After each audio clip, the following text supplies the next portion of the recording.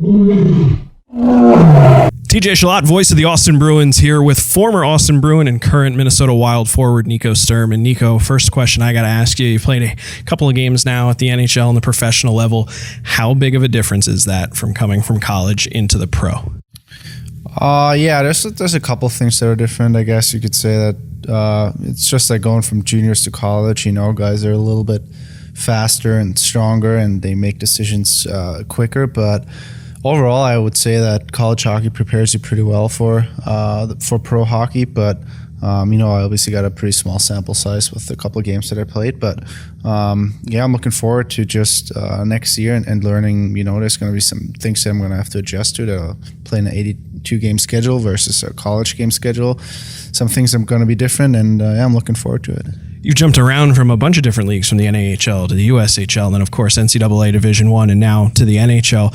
You know, is it one of those? Was it as big of a learning curve as you expected from what you'd seen previous, going from all those different leagues and kind of jumping up a league year after year? You know what? I would say that I've taken pretty small steps always in my career. You know, from the North American Hockey League to the USHL, it's a little bit of a jump, but not as, you know, it's not like dramatic, like life changing. But you know, the USHL, then it's pretty similar actually to college hockey, I would say. And then I would say that, you know, at the NHL level, that, you know, guys make their decisions quicker. I think that's really the biggest difference, is that you don't have as much time on the ice. And but overall, I think that, you know, at the college level, everybody can skate, everybody can make plays. So I feel prepared and ready, so I'm looking forward to it. When did it kind of sink in for you that the NHL was not necessarily a dream anymore, but that it was a very realistic possibility? Yeah, I've always said that, you know, as a little kid, you always dream of it, right? And then a realistic goal, it really became probably freshman year, when I really had, you know, the opportunity to play every game and got invited to my first development camp in Winnipeg. You know, there was still a long ways to go, obviously, but I think that's the first time that you get in contact with NHL teams, is when you realize that, hey, there's a legit chance that, you know, you might get the opportunity to showcase yourself at one of the camps. And then, you know, you obviously got to perform, you know, on a more continuous basis throughout your college career. But, you know, the further I went along, the more realistic it became. And then at the end, it was clear to me that, you know, there's going to be something that's going to happen. I just didn't know when. And I actually tried to keep it away from me as long as possible, because I wanted to focus on my career as a college hockey player and my role as a captain at Clarkson. Yeah, I had some offers after my sophomore year, but I knew I was going to have to take I can still take a good step at college hockey.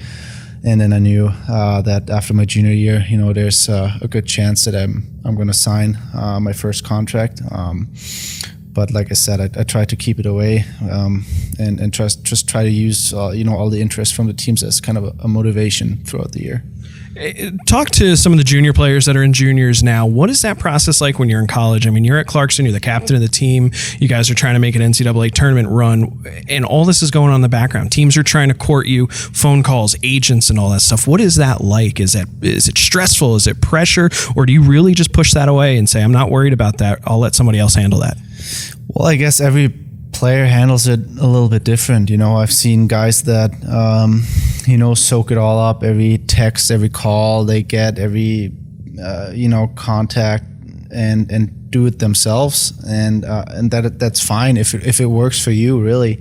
My advisors, Matt Cater and Jay Luknowski, they've done a fantastic job of, you know, playing their part in you know, it's their job to be in contact with the teams. That's not my job. My job is to be the athlete, to prepare and to do, you know, the best to my ability to become an NHL player. And so, like I said, for me, it was perfect. There was nothing wrong with, you know, sending or getting a text here and there from a scout or whatever that says, hey, great job here. I was watching you, and you just reply, you know, thank you for the kind words or whatever. But for me, there was no need of making phone calls every week. I knew where I was at. I knew where the interest was at. I didn't even talk to my advisor every week. It wasn't like that. I knew the interest was there. Every couple of weeks we checked in. He said interest is getting bigger and bigger, and I knew I was successful at the way I was handling things, and so I just it kept going at that. But again, it's different for every player. It worked that way for me, and I'm happy that I have those two guys supporting me. I'm going to take you back 4 or 5 years ago. Let's go memory lane. Yeah. What's the first thing that comes to your mind when you think about your time as an Austin Bruin in the NAHL in that second season? What's the first thing that jumps out to you? Whether it's the town folks, whether it's your billets, what's the first thing that just sticks in your mind when you hear Austin, Minnesota?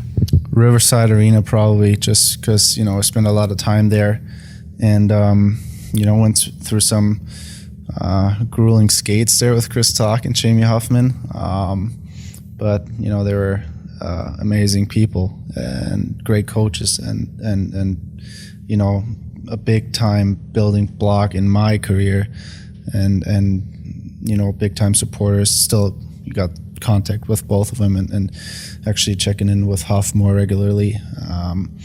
They've always been supportive of what I've been doing, and they're a big part of where I am today. If you were talking to a prospective Austin Bruin player and he's not sure, he's debating between Austin and any of the other 25 NAHL teams, what would you tell him? Why is Austin the best fit for him? And I realize it's a different coaching regime and it's been quite some time since you've been there, but what about the town, what about the city would make you recommend Austin, Minnesota to a prospective player? Well, I guess what I liked about Austin and then at college at Clarkson too is that I've always found myself prospering in environments that don't have too many distractions, right? And in Austin, it's kind of nice. It's a small town, right? You don't get distracted that easily, and you got everything you need. But at the same time, you drive to the Twin Cities is pretty close. So if you have an afternoon off and you want to get away, that's perfect. So it's a great fit, really. I'm sure a couple of things have changed since I've been there, but it's a good environment, I think.